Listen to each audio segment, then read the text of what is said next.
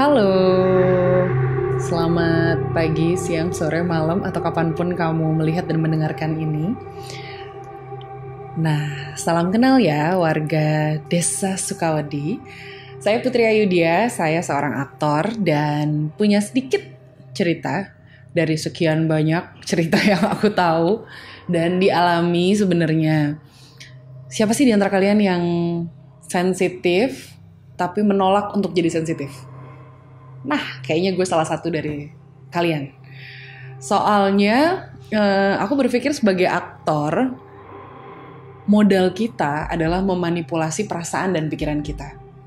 Dan ketika aku udah percaya banget sama sesuatu, itu kan bikin acting kita bagus ya. Gimana caranya kita bisa bikin orang lain percaya kalau kita sendiri gak percaya sama diri kita gitu. Jadi, itu modalku. Sehingga kalau tiba-tiba aku merasakan sesuatu yang mengerikan atau hal-hal yang negatif gitu, aku berupaya untuk menjauhi itu, tidak mempercayai itu, apalagi membuat itu termanifest dalam diriku. Namun, karena sekarang kudu sharing yang begini-begini ya. So, I think this is not do you see what I see? The thing is, do you hear what I hear? Karena ini menurutku tentang sesuatu yang didengar oleh orang-orang penting aku, tapi kok aku gak dengar. Jadi kita semua mengalami masa pandemi. Ini seluruh dunia lah gitu. Dan beberapa di antara kita mengalami masa-masa yang tampaknya atau rasanya lebih sulit daripada yang lain. Banyak kematian, kehilangan, mulai dari yang harfiah sampai imaniah gitu. Karena kayak kehilangan kepercayaan diri, kehilangan harapan hidup. Gitu. Aku dengar banyak soal itu.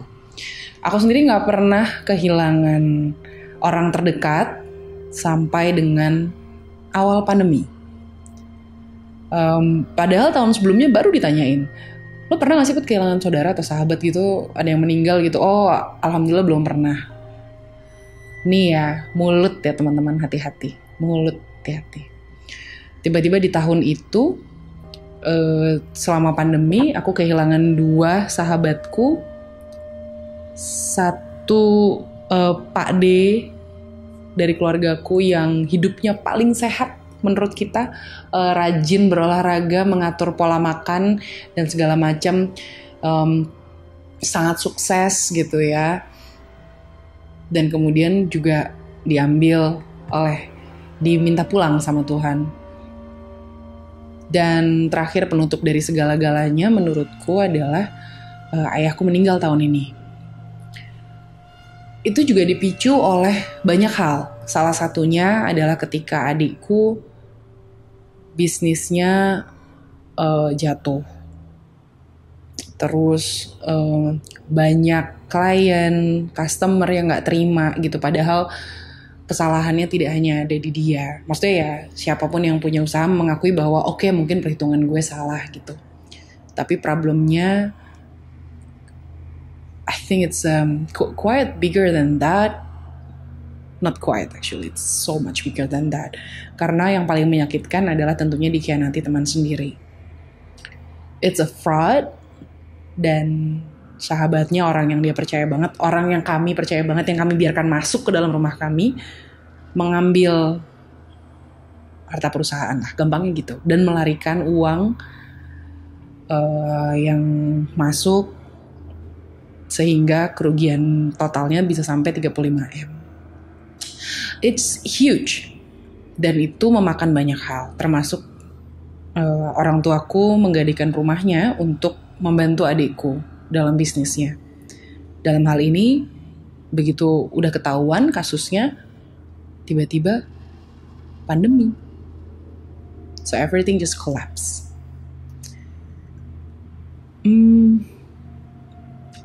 Sampai di sini mungkin ada, bukan hanya aku, mungkin ada yang mendengarkan ini dan mengalami hal yang sama. Entah kamu di posisi adikku yang kehilangan usahanya yang dia perjuangkan gila-gilaan, orang tuaku yang mungkin sempat kehilangan kepercayaan sama adikku, kehilangan percaya dirinya juga gitu. Karena orang tua cenderung menyalahkan dirinya sebenarnya kalau merasa anaknya nggak sukses. Dan sebagai anak pertama dan tidak berada dalam loop bisnisnya, aku menyaksikan itu semua. Satu persatu crumble. Dan ibuku sakit. Stres mungkin ya, pasti. Selama setahun, ibuku yang gak pernah sakit masuk rumah sakit, kemudian harus operasi besar 2 kali. Operasi pertama ayahku bisa nemenin. Kami berdua berusaha sekuat tenaga untuk nemenin ibu. Terus operasi kedua, ayahku udah gak kuat. So,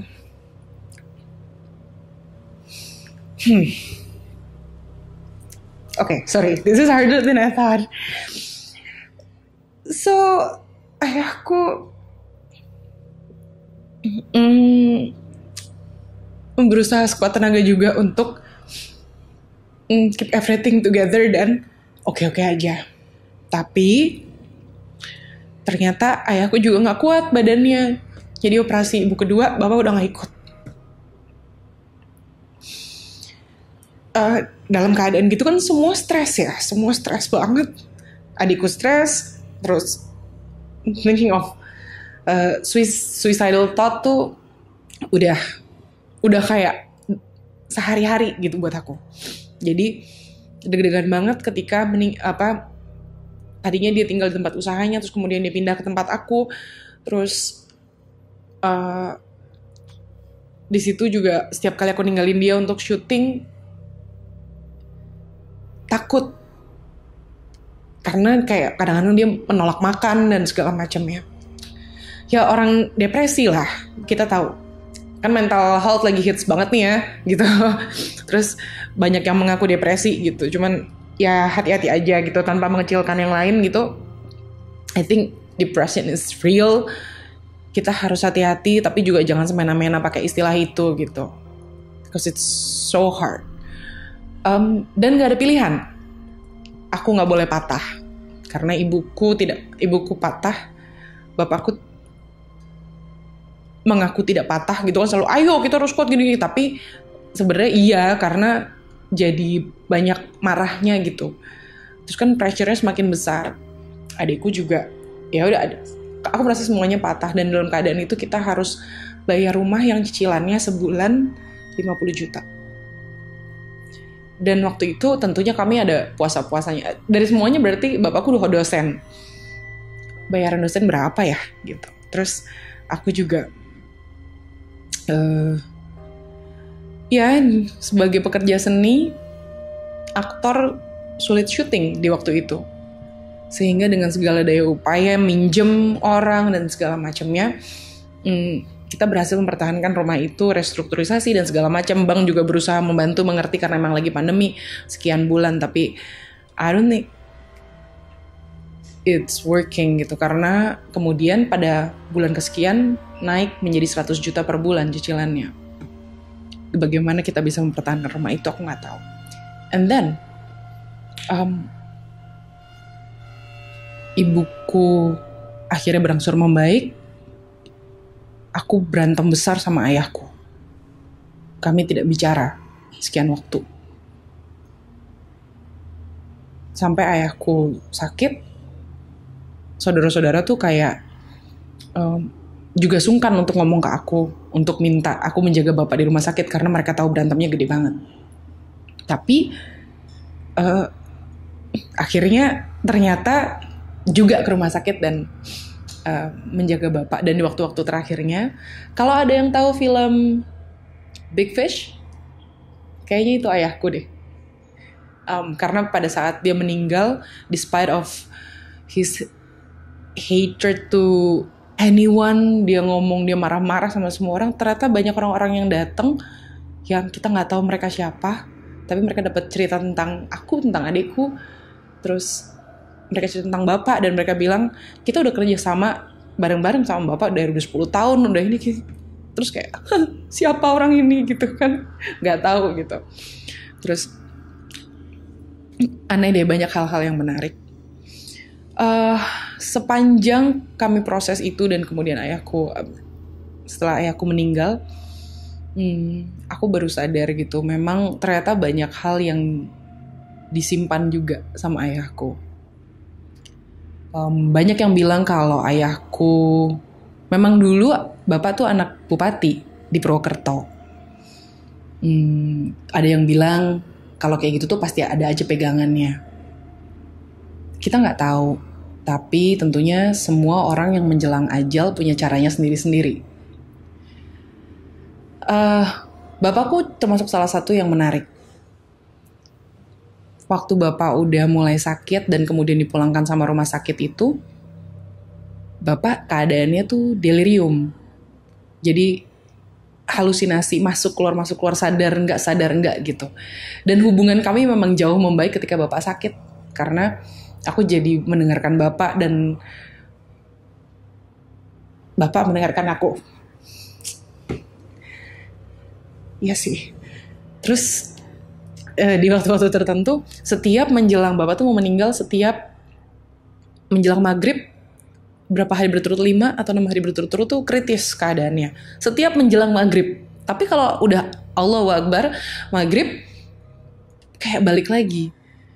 Nah, ibu tuh suka, karena bapak kan kita sewain bed di ruang tengah. Kalau rumah kami tidak terlalu besar, jadi bed itu bahkan nggak bisa masuk ke dalam kamar kami, taruh di ruang tengah. Terus untuk pertama kalinya ada perawat khusus gitu, karena harus ada oksigen dan alat segala macamnya. Terus ayahku, ternyata karena aku juga masih syuting kan di rumah, terus ibu. Terus ada ibu bilang gini, mbak, ini bapak tuh gimana tuh? Waktu itu lagi tren banget saturasi oksigen. Kalau ada yang batuk, ada yang apa, bapak emang punya masalah dengan paru-paru. Jadi masuk rumah sakit itu juga udah komplikasi dan sepsis paru.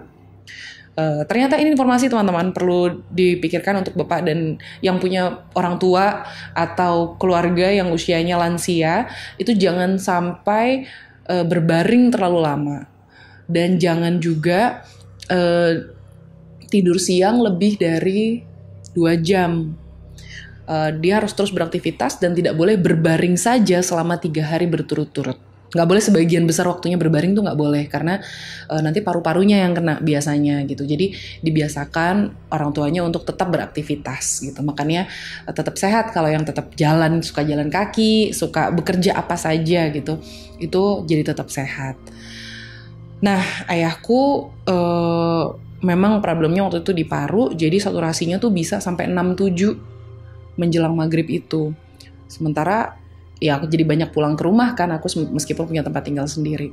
Terus suka ngetik gitu di kamar kerjanya bapak. Kemudian bapak nih gimana gitu. Terus kenapa saturasinya rendah banget, nafasnya pelan banget gitu.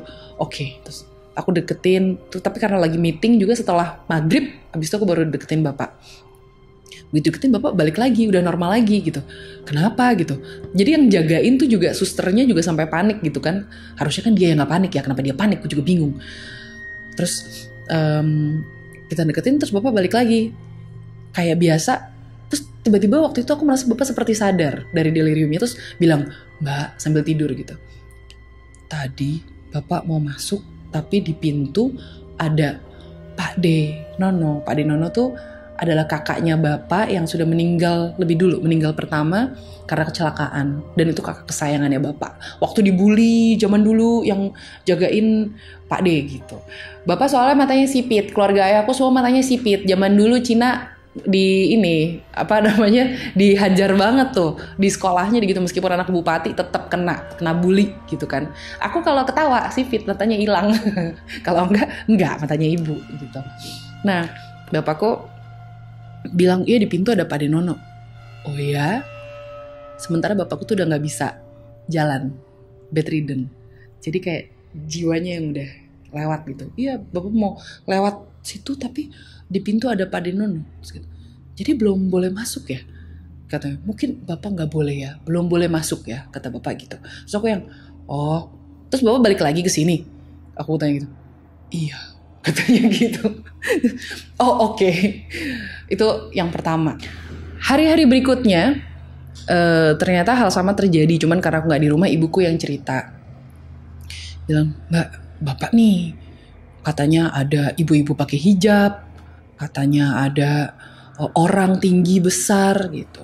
Dan waktu bapak pertama kali masuk rumah sakit, ibu bilang, Mbak, bapak tuh bilang terus ada anak kecil. Aku ini ikutin terus. Jadi kakiku dipegang. Jadi ada anak kecil melukin kakinya bapak gitu. Obviously we know itu entah ada di mana gitu kan. Kita kan jadi nggak tahu ya, karena bapak delirium tuh kita antara iya enggak gitu. Dan kita suka kelakar aja gitu bilangnya, karena bapakku keras kepala ya. Ini kayaknya sebenarnya pada saat tahu siapa yang mau pulang, oh Pak Winahyu, aduh malaikat maut nih pada ceritanya meeting, terus mereka gini, siapa yang mau kita jemput? Pak Win, aduh susah nih, lu aja deh gitu. Kayak udah setiap hari ganti gitu yang jemput, tapi nggak ada yang berhasil sampai di hari terakhir bapakku bisa dijemput gitu akhirnya. Dan sebenarnya sebelum bapak dijemput tuh bapak sempat ngotot mau turun dari tempat tidur. Terus pas aku pulang, Mbak tuh gimana? Terus ya udah aku deketin bapak kenapa? Balik ayo ke tempat tidur gitu. Nggak mau bener-bener tidur di lantai gitu loh, sampai kita kasih alas karena nggak mau ini. Terus kamu siapin berasnya. Tiba-tiba ngomongin beras gitu kan, gue bingung ya. Beras, iya. And then I decide to say iya, udah. Dan doronganku untuk bilang iya. Udah siap. Dan waktu itu tuh ketika bapakku bilang, aku tuh ngerasa bukan, dulu kan kayaknya ketika bapakku masih sehat-sehat aja, ketika kita pernah ya orang tua kita ngomong apa dan kita kayak iya gitu supaya cepet selesai gitu. Tapi sekarang tuh enggak, ketika bapakku ngomong gitu aku tuh ngerasa bukan supaya bapak cepat selesai dan tenang aja, tapi juga iya aku siap gitu. Rasanya tuh gitu. Tapi ngomongnya iya Pak udah disiapin. Itu udah mau datang, kamu nggak ngerti bilangnya gitu. Tapi dalam keadaan tertelungkup ayahku. Terus teriak-teriak gitu. Kamu nggak ngerti gitu. Pak, aku yang siapin. Aku bilang, aku udah siap. Aku bilang gitu. Terus, iya nasinya udah siap, berasnya udah siap. Aku bilang, terus oke. Sampai akhirnya bapak meninggal baru tahu tuh maksudnya apa. Maksudnya adalah rumah kami tuh jarang banget kedatangan tamu. Tapi ketika bapakku meninggal, yang datang tuh banyak banget. This is very big fish ya, lagi-lagi. Yang datang banyak banget, entah orang dari mana aja. Dan entah gimana ceritanya, I don't know how we manage. Kami bisa mengadakan 3 harian, 7 harian, 100 harian. Yang proper gitu. Dan aku merasa bahwa seolah-olah ayahku yang selama hidupnya kesulitan secara uang seperti mendanai kematiannya sendiri di hari beliau meninggal dan di hari ketiga. Karena bapakku tuh suka ngumpulin buku yasinan yang kita ini apa ya? Secara ibu dan adikku tuh beda agama. Ibu dan adikku Katolik, aku dan bapak tuh Islam. Jadi ya kalau sholat, kalau kepentingan agama memang kita pisah-pisah tapi saling ngingetin gitu. Nggak pernah ada masalah soal itu, nggak pernah ada masalah besar lah. Nah, kita mikir buat apa buku yasinan dikumpulin banyak banget gitu. Ternyata bener, ketika orang-orang datang dan mau yasinan, buku itulah yang kita keluarkan dan kemudian digunakan sama orang-orang gitu. Aku selalu merasa bapakku tuh punya insting yang lebih gitu. Di rumah adikku yang sangat sensitif. Aku less sensitif. Kalau adikku bisa ngelihat, aku nggak bisa. Dia masih sampai sekarang kalau kliwon pusing gitu. Ya aku juga lumayan, tapi kliwon pusing karena adikku lahir satu suro. Nah, untuk warga Sukawedi pasti ngerti yang dimaksud dengan satu suro. Ini pergantian tahun Jawa. Nah, adikku juga mengalami itu. Dan aku lupa dia udah diruat atau belum. Jadi memang masih agak. Jadi penting hari-hari itu buat kita semua gitu. Dan adikku menjadi semakin sensitif juga ketika dia mendekatkan diri pada Yang Maha Kuasa. Dan akhirnya memutuskan untuk dibaptis. Karena di zaman kita menghadapi lawan-lawan bisnisnya, suatu ketika Ada yang aku lagi kerja, terus tiba-tiba aku ditelepon maghrib. Aku ditelepon sama ibuku. Mbak, kamu di mana? Aku kerja biasa. Terus di belakang suara ayahku lagi teriak-teriak nih. Bapaknya, coba itu nih. Apa? Kenapa? Ada apa? Gitu. Terus di belakang ada lagi suaraku, nggak ada pak. Gitu, adikku kan. Terus, kamu nggak apa-apa mbak? Gitu. Terus kayak semua nanyain, kamu nggak apa-apa? Enggak, aku nggak apa-apa. Ada apa? Aku tanya. Tadi, aku ceritain. Tadi maghrib itu ada suara perempuan teriak di rumah. Terus bapak keluar dari kamar, karena mereka lagi di ruangan yang berbeda. Kita ada lantai 2 gitu. Mereka di ruangan berbeda, adikku di atas, turun dikira ibuku teriak nangis. Bapakku ngelihat dikira adikku lagi nangis.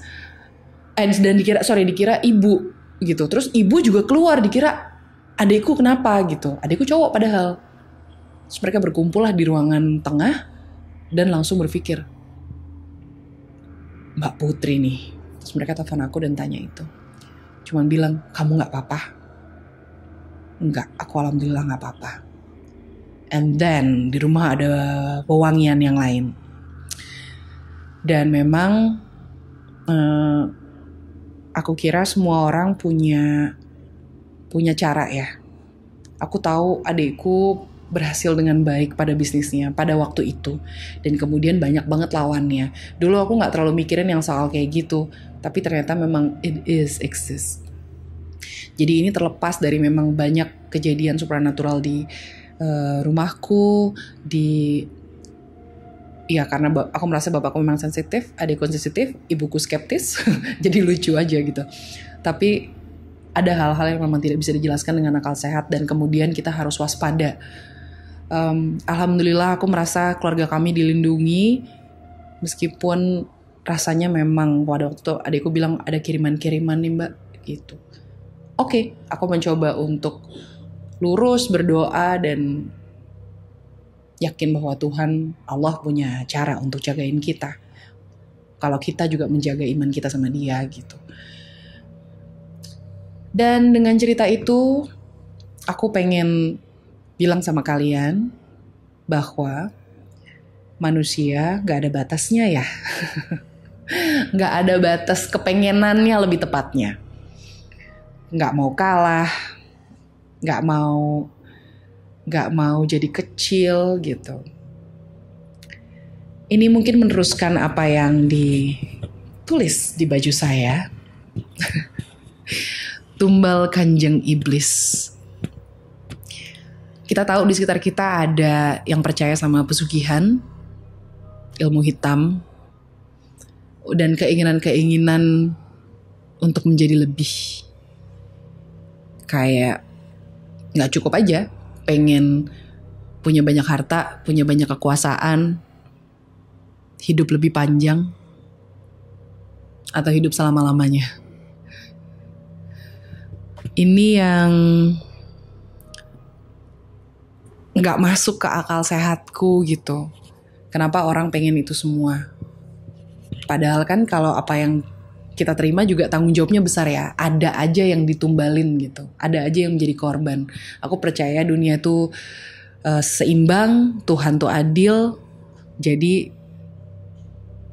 ada yang diberi, ada yang diambil. Apa yang diberi dan apa yang diambil itu pertanyaannya. Dan kadang-kadang gak sesuai perkiraan kita, gak sesuai dengan harapan kita. Film Tumbal Kanjeng Iblis menceritakan tentang sekte, aliran sesat yang melakukan pesugihan. Kisahnya tentang Tia yang dimainkan oleh Cheryl, yang pergi dari rumahnya untuk mencari kakaknya yang sudah lama hilang. Dan petunjuk-petunjuk mengarahkan dia pada sebuah kos-kosan yang dimiliki oleh Miller Khan, Jeffrey, dan saya, Ibu Rosa.